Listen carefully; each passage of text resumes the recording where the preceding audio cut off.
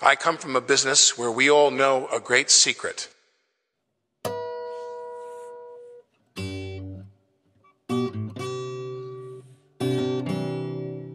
When most people lay dying in their final moment on this earth, they don't think about that fabulous bill their congressman passed for them.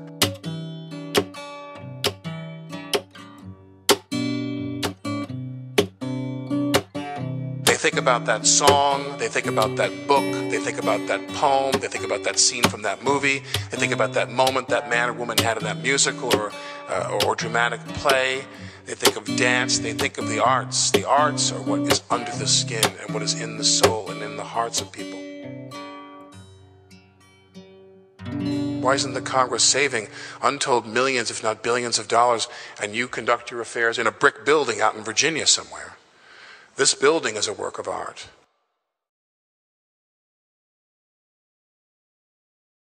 How would you say art affects you in your day-to-day life? Well, it makes me wake up at 8 in the morning every Tuesday and Thursday for art appreciation. So I'd say it affects my everyday life pretty damn well. What do you think about the government cutting funding for art programs? I don't know. I think that it's a bad thing. Why?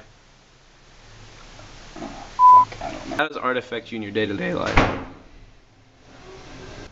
We need to put all our funding into science and technology. Art's not the future. That's bullshit. FBW? Or Like overall? nationwide, like $26 million cut is expected. I think it's terrible. The art should be appreciated. So how does art affect your day-to-day life? Art affects my day-to-day life because it inspires me to write papers and do homework and sleep at night. I have awesome artistic dreams. I would say that art doesn't really affect me in my day-to-day life, other than my Art of Our Time class.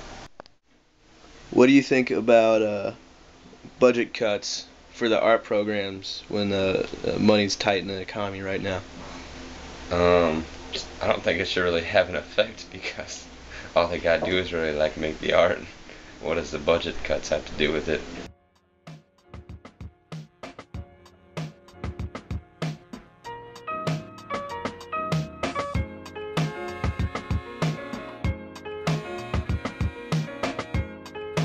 This art index from the past decade gives a number to how far down the importance upon art has come. 2009 marked the lowest score for the National Art Index, with a 97.7, meaning that less and less importance is being placed upon the arts, which reflects in the new government budget.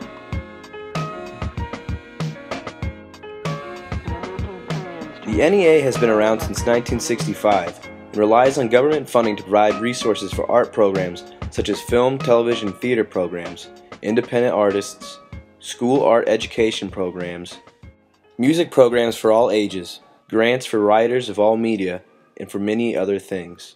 So, why cut funding? This graph shows how funding from the National Endowment for the Arts is used locally, and as you can see, a great amount of funding is given to local areas.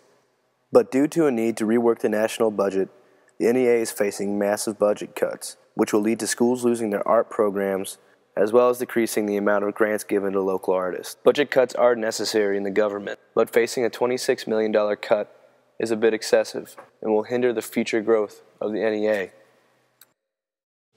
The NEA has also been known to fund projects that don't necessarily coincide with beliefs of Americans as a whole and are found offensive to many. The most notable example of this would be Piss Christ, done by Andre Serrano, which is an image of Jesus Christ on the crucifix engulfed in a jar of urine. This piece caused quite an uproar and is a strong argument to decrease funding for the National Endowment for the Arts.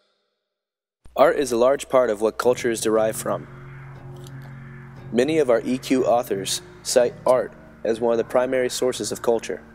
In excerpts from Analects, Confucius talks about the importance of art. The word culture refers to the refinement of arts and literature. Culture includes not only literature, but also music, which ideally served as a reflection in the sound of a morally good and beautiful society. Art is also a way of sharing culture. Conrad P. Kotek writes in his book Cultural Anthropology that culture is shared. Culture is an attribute not of individuals per se, but of individuals as members of groups. Culture is transmitted in society.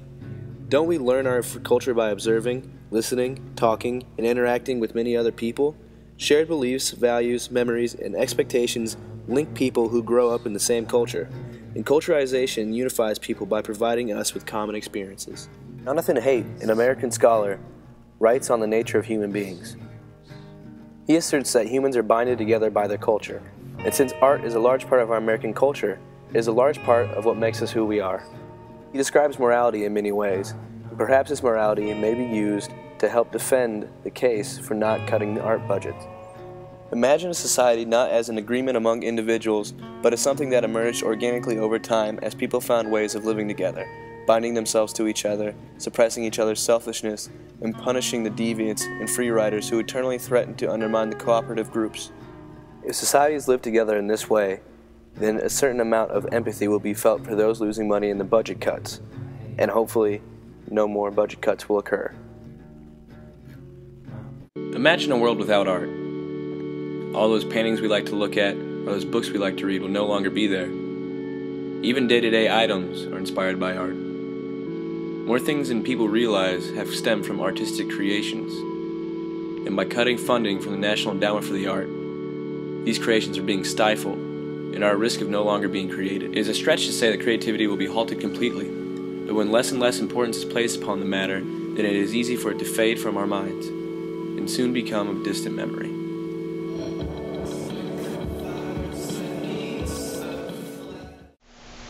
Well, at first we kind of talked about it amongst theater people. We thought it wasn't necessarily going to go through. We thought just some crazy idea. But now that it seems like it might, it's pretty scary. You know, it's really sad in public schools and all that stuff. The first thing to be cut are arts programs. But when you really look into it, it seems that, well, there's some statistic that children who play a musical instrument either have better grades or have a higher graduation rate, something like that. It's really sad that those are the first programs to go, because those really sort of enrich like a student's life, I think. You know, schools are sort of churning out these really uncultured kids that don't understand the arts. It's a sad thing. Being that I'd like to be an equity actor someday, I mean, it's going to be hard to find a job. You know, there's no funding. They can't afford to pay actors and put on high budget shows, you know.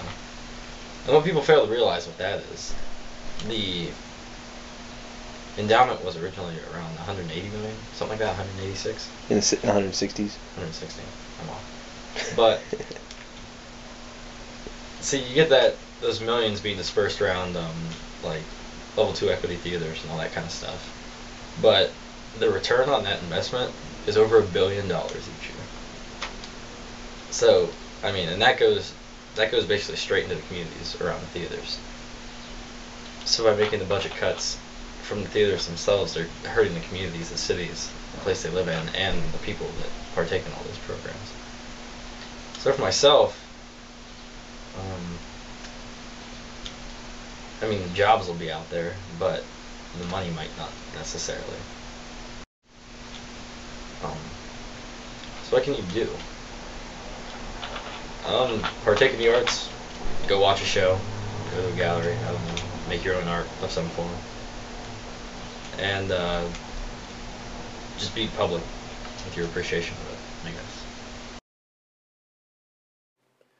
Going to events funded by the NEA, such as the recent Cleveland International Film Festival and plays at Playhouse Square, will show the importance of the NEA's impact upon local areas, and hopefully budget cuts will decrease.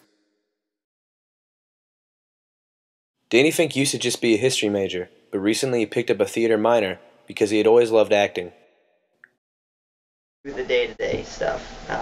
Being in college, obviously there's a lot of stress, and being able to creatively express myself along with other artists, it just lets you, I mean, it's better, I feel like it's better than going to the gym and working out. It's just a nice way to get everything off of your chest. Creative juices are flowing. It allows me to be more artistic and not only an art sense, but you know, in a writing sense, you know, literature kind of standpoint. Well, trying to make it as an artist in this day and age is hard enough as it is.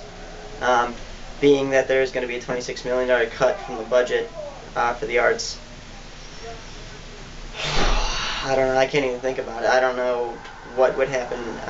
It's already too low. It was, what, 150 or something the budget was already, and if they're going to be taking $26 million away from it, it's just not enough. For, I mean, for me, going into history,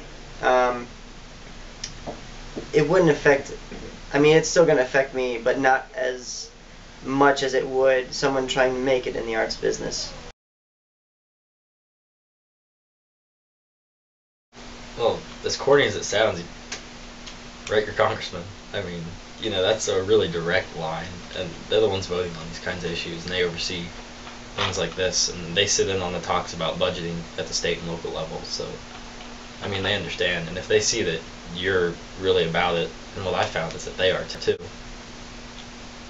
The third and final solution is being vocal about your appreciation for the arts.